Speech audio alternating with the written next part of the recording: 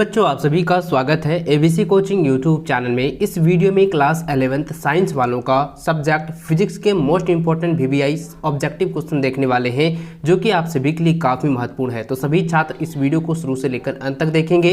बताए गए सभी क्वेश्चन व आंसर को अपनी कॉपी में अच्छे से नोट कर लीजिए और एग्जाम से पहले इसको अच्छे से आप लोग रिविजन जरूर कर लीजिएगा। चलो बच्चों, क्वेश्चन की ओर जाने से पहले आप सभी से रिक्वेस्ट है कि वीडियो को लाइक अपने सभी दोस्तों के साथ शेयर करें। चैनल पर पहली बार आए, चैनल को सब्सक्राइब करने के साथ बेल आइकन को प्रेस जरूर कर लेंगे। तो देखिए बच्चों, सबसे पहला क्वेश्चन आप हमारी स्क्रीन पर देखें। दिया गया है कि 1 न्यूटन समतुल्य होता है। तो दोस्तों मैंने आपको बताया था कि 1 न्यूटन समतुल्य बराबर होता है 10⁻5 डाइन। ऑप्शन नंबर 20 का सही आंसर होगा। अगला प्रश्न है कि आवर्ती का विमीय सूत्र होता है। देखिए मैंने कई बार आप लोगों को बताया था कि आवर्ती का विमीय सूत्र आप लोगों को 100% रख लेना है, रिविजन कर लेना है, जितना हो सके उसको आप लोग अच्छे से तैयार कर लीजिएगा, क्योंकि यह जो है ना 100% एग्जाम में पूछे ही जाते हैं। तो दोस्तों इसका जो आंसर होगा ये हो जाएगा mLT⁻⁻1। ऑप्शन नंबर डी इसका सही आंसर होगा। अगला प्रश्न है, किसी वाहन का स्पीडोमीटर क्या मापता है? तो स्पीडोमीटर जो है वो ताक्षणिक चाल मापता है। तो ऑप्शन नंबर सी इसका सही आंसर होगा। अगला प्रश्न है कि निम्न में कौन सा एक सदिश राशि है? तो दोस्तों मैंने आपको बताया था कि सदिश राशि को जो है तीर द्वारा जो है सूचित किया जाता है। इसका चिन्ह यही होता है कि अगर किसी भी, यानी कि जैसे हम ए यहाँ पे है, ए जो है त्वरण है और ए त्वरण के ऊपर में ऐसा तीर चिन्ह है, तो वो क्या समझ लीजिएगा, वो क्या है, सदिश राशि है। और अदिश में क्या होता है, उसका कोई चिन्ह नहीं होता है। ठीक, इसको आप लोग याद रखें। तो दोस्तों यहाँ पे कहता है कि सदिश राशि है, तो दोस्तों ये क्या है, दूरी जो है ये सदिश राशि है, बाकी ये समय, विस्थापन और चाल जो है ये अदिश राशि है। इसको आप लोग याद रखेंगे। ठीक है, चलिए अगला सवाल दिया गया है कि रैखिक वेग v और कोणीय वेग में संबंध है। तो दोस्तों इसका आंसर हो जाएगा ऑप्शन नंबर ए हो जाएगा v बराबर आर राव। ठीक है, तो ऑप्शन नंबर ये हो जाए, ऑप्शन नंबर ए इसका सटीक आंसर होगा। अगला प्रश्न देखिए दोस्तों, दिया गया है कि कोणीय वेग परिवर्तन की दर को कहा जाता है। तो दोस्तों इसको कहा जाता है कोणीय त्वरण। ऑप्शन डी इसका सही आंसर होगा। अगला है आवर्तकाल t एवं आवर्ती u में संबंध है। तो दोस्तों इसका आंसर हो जाएगा u बराबर I1/t। ठीक है, तो ऑप्शन नंबर ए जो है इसका सही आंसर होगा। अगला सवाल दिया गया है, न्यूटन के गति का प्रथम नियम व्यक्त कीजिए। तो प्रथम नियम व्यक्त करने के लिए क्या होता है दोस्तों, देखिए यहाँ पे क्या करना है, समझिएगा कि न्यूटन की गति के प्रथम नियम से क्या व्यक्त होता है। और ये क्वेश्चन जो है बार बार एग्जाम में पूछा जाता है। और इसी के रिगार्डिंग एक और सवाल पूछा जाता है जो कि अपोजिट रहता है, एकदम सेम क्वेश्चन रहता है लेकिन अपोजिट ढंग से पूछा जाता है। पूछता है कि न्यूटन गति के प्रथम नियम से कौन सा नियम को प्रतिपादित किया जाता है या कौन सा नियम को संबोधित किया जाता है। दोस्तों आप याद रखना है आप लोगों को कि जड़त्व के नियम को जो है व्यक्त किया जाता है, संबोधित किया जाता है। ऑप्शन नंबर जो है सी इसका सटीक आंसर होगा। अगला प्रश्न है कि 2 किलोग्राम द्रव्यमान की वस्तु 50 सेंटीमीटर प्रति सेकंड स्क्वायर के त्वरण से गतिमान है, इस पर लगने वाला बल होगा। तो इस पर लगने वाला बल जो होगा वो 1 न्यूटन होगा। तो ऑप्शन नंबर ए इसका सही आंसर होगा। दोस्तों आप ध्यान दीजिए, 50 यहाँ पे दिया है ना, तो 50 दूनी कितना होता है 100, इसको गुना करेंगे तो 100 यहाँ पे सेंटीमीटर बटा सेंटीमीटर प्रति सेकंड स्क्वायर है। तो इसको क्या हो जाएगा, ये जो है अगर बल को निकालते हैं तो बल क्या हो जाएगा, न्यूटन होता है। बल का क्या होता है, एसआई मात्रक न्यूटन होता है। तो यहाँ पे क्या हो जाएगा, बल को जो है न्यूटन से करेंगे तो 50 दूनी 100, तो 100 यानी कि 1 न्यूटन के समीप हो जाएगा। ठीक है, चलिए तो ऑप्शन नंबर ए इसका सटीक आंसर हो गया। अगला सवाल है कि एक समान गति की यहाँ पे एक समान गति की अवस्था में त्वरण होता है। तो त्वरण क्या होता है, वो शून्य होता है। ऑप्शन नंबर ए इसका सटीक आंसर होगा। अगला सवाल 11 नंबर है कि 50 न्यूटन का स्थिर मंदक बल 10 मीटर प्रति सेकंड की चाल से प्रारंभिक रूप से गति कर रहे हैं।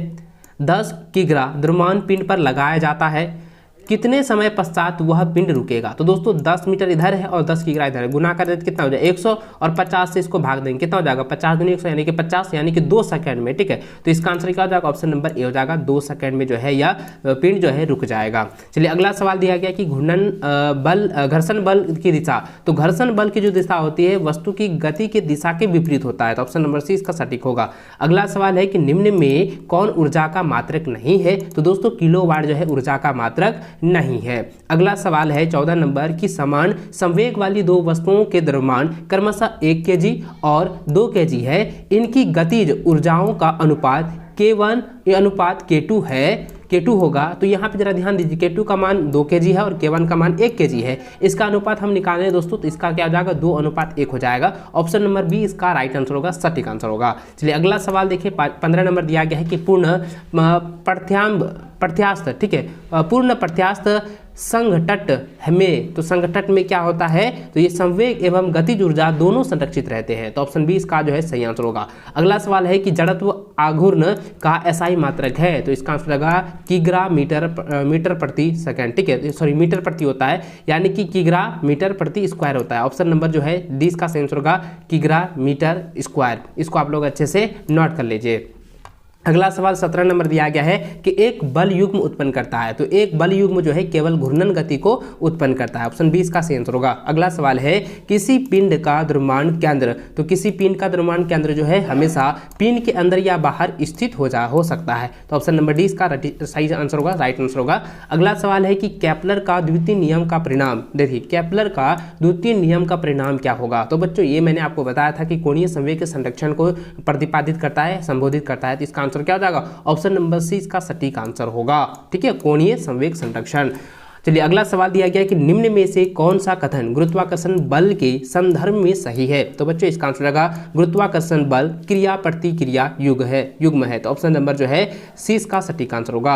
अगला सवाल है कि जी का एसआई मात्रक, तो देखिए दोस्तों यहाँ पे बड़ी जी कह रहा है, तो बड़ी जी का जो एसआई मात्रक होता है वो होता है न्यूटन मीटर स्क्वायर kg-2, ठीक है। तो ऑप्शन नंबर जो है डी इसका सही आंसर होगा, इसको आप लोग नोट कर लीजिए। अगला सवाल दिया गया है कि वे ठोस जो प्रत्यास्थ सीमा पर टूट जाते हैं कहलाते हैं, तो उसे हम लोग भंगुर कहते हैं, ठीक है, भंगुर कहते हैं। ऑप्शन नंबर ए इसका राइट आंसर होगा, सही आंसर होगा। अगला सवाल है कि अपरूपण गुणांक को यह भी कहा जाता है, यानी कि अपरूपक गुणांक को क्या कहा जाता है, तो इसको हम लोग दृढ़ता गुणांक भी कहते हैं, इसलिए इसका आंसर क्या हो जाएगा, ऑप्शन नंबर सी हो जाएगा, ठीक है, नोट कर लीजिए। अगला सवाल है कि दाब का मात्रक होता है, तो दाब का मात्रक होता है पास्कल, ठीक है, याद रखेंगे दाब का मात्रक को क्या कहते हैं, पास्कल कहते हैं। ऑप्शन बी इसका सही आंसर होगा। अगला सवाल है कि द्रव चालित ब्रेक किस पर निर्भर करता है, तो दोस्तों इसका आंसर क्या हो जाएगा, पास्कल के नियम पर निर्भर करता है। तो ऑप्शन नंबर ए इसका राइट आंसर होगा, सही आंसर होगा। अगला सवाल दिया गया है कि निम्नलिखित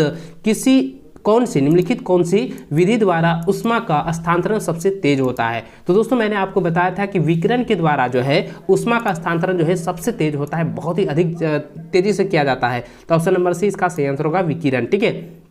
इसलिए अगला सवाल दिया गया है कि उष्मा गति, ठीक है, उष्मा गतिकी का शून्य कोटि नियम से डैश की संकल्पना प्रदान होती है। तो क्या प्रदान होती है, ताप की संकल्पना प्रदान होती है। तो ऑप्शन नंबर डी इसका राइट आंसर होगा। अगला सवाल देखिए दोस्तों 28 नंबर दिया गया है, कहता है रुद्रोष्म, ठीक है, देखिए रुद्रोष्म प्रक्रम में आयतन भी और दाब पी के संबंध का मध्य संबंध होता है, यानी कि दोस्तों यहाँ पे क्या है कि रुद्रोष्म प्रक्रम में आयतन और दाब के बीच में क्या संबंध है। तो दोस्तों इसके बारे में मैंने आपको बताया था कि यह जो होता है ना, पी भी प्रति टी होता है, यानी कि नियतांक होता है, पी भी पावर टी बराबर नियतांक होता है। ऑप्शन नंबर डी जो है इसका सही आंसर होगा, सटीक आंसर होगा, इसको नोट कर लीजिए। अगला सवाल है कि संपूर्ण गैस नियतांक आर का मान होता है। तो देखिए मैंने कई बार आपको बताया था कि 8.31 जूल प्रति मोल की प्रति किलो होता है। तो ऑप्शन नंबर जो है आपका ये ए जो है सही आंसर होगा, इसको आप लोग नोट कर लीजिए। चलिए अगला सवाल देखिए दोस्तों, यह दिया गया है कि यदि आदर्श गैस की निश्चित मात्रा में दाब व आयतन दुगने कर दिए जाते हैं तो इसका ताप होगा। तो इसका ताप क्या हो जाएगा, 4 गुना हो जाएगा, क्योंकि आदर्श गैस को यहाँ पे दुगने कर दिया जा रहा है, इसके आयतन को दुगने कर दिया जा रहा है, तो ये जो है इसका ताप जो होगा पूरी तरह से 4 गुना बन जाएगा, 2 गुना का 2 गुना हो जाएगा, 4 गुना बन जाएगा, ठीक है। ऑप्शन नंबर डी इसका राइट आंसर होगा। अगला सवाल दिया गया है कि सरल लोलक का आवर्तकाल, तो सरल लोलक का आवर्तकाल क्या होता है बच्चों, टी बराबर 2 पाई √L/g होता है। तो ऑप्शन नंबर जो है एक इसका सही आंसर होगा, ठीक है, इसको नोट कर लीजिए। अगला सवाल देखिए दोस्तों, दिया गया है कि सेकेंड लोलक की आवृत्ति होती है, सेकेंड लोलक की आवृत्ति होती है 0.1 हर्ट्ज होता है, ठीक है। ऑप्शन नंबर एक इसका सही आंसर होगा। अगला सवाल देखिए दोस्तों 33 नंबर दिया गया है कि निम्न में से कौन सा व्यंजक सरल आवृत्ति गति को व्यक्त नहीं करता है। तो दोस्तों इसका आंसर जाएगा x a sin what cos square what, ठीक है। तो इसको आप लोग जो है यहाँ पे थीटा दिया गया है, ठीक है। इसको आप लोग ऑप्शन नंबर डी जो इसका सटीक आंसर होगा, इसको आप लोग नोट कर लीजिएगा कि व्यंजक सरल आवर्ती का गति को व्यक्त नहीं करता है। तो कौन नहीं करता है? बाकी देखिए ए, बी और सी जो है ये व्यक्त करता है, लेकिन ऑप्शन नंबर डी जो है ये व्यक्त नहीं करता है। इसको आप लोग नोट कर लीजिए, ठीक है। चलिए अगला सवाल देखिए दोस्तों, 34 नंबर दिया गया है कि एक परागामी तरंग को y बराबर 5 sin 10 pt माइनस 2px द्वारा व्यक्त किया जाता है, जहां x एवं y मीटर में है तथा t सेकेंड में है, तो कण का वेग होगा, तो कण का वेग क्या होगा? 500 पाई मीटर प्रति सेकंड होगा, ठीक है। तो ऑप्शन नंबर जो है डी जो है इसका राइट आंसर होगा, सही आंसर होगा। अगला सवाल है कि डॉपलर प्रभाव लागू होता है। तो डॉपलर प्रभाव जो है ध्वनि एवं प्रकाश दोनों तरंगों के लिए जो है ये लागू होता है। तो ऑप्शन सी जो है इसका सही आंसर होगा। तो दोस्तों इस वीडियो में बताए गए सभी क्वेश्चन को आप अपने एग्जाम से पहले रिविजन कर लें, ये आपके लिए काफी महत्वपूर्ण है। और दोस्तों वीडियो को लाइक अपने सभी दोस्तों के साथ शेयर करेंगे। चैनल पर पहली बार आए, चैनल को सब्सक्राइब करने के साथ बेल आइकन को प्रेस जरूर कर लीजिए।